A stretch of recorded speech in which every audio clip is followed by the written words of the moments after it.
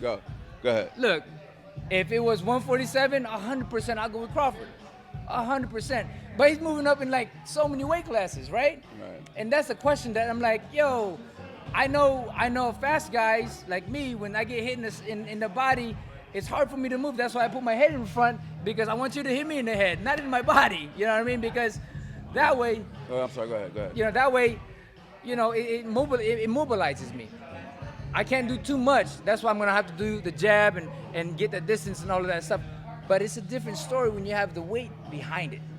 Well, that was going to be my question to you. And, you know, from your experience, the fact that Crawford doesn't have to cut, does that actually give him some sort of an advantage as opposed to him having to cut to 154, 140? Now he could just stay at his natural walk around. He could eat well. He could work out. He could basically just work out and fight.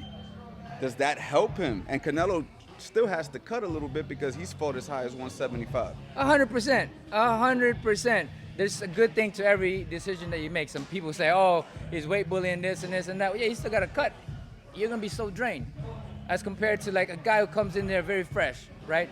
There's always a good thing and a bad thing with it. Now, the only problem is if you get hit with something big, it's going to hurt more because you got a guy who's way, way bigger than you. You know, if that was the case, everybody would be fighting at their walking around weight, but nobody does it because it's a disadvantage. You know, you can do this, but it only takes one or two punches. Boxing is like that.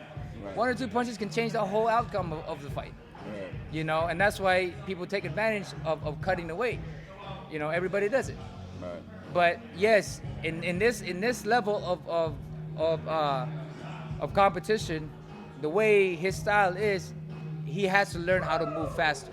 Right. He has to learn how to move around Canelo, and that's going to be his biggest advantage. And in this particular fight, I think that's a great thing. There you have it, man. There you have it. Thank you, bro. My man. Brother.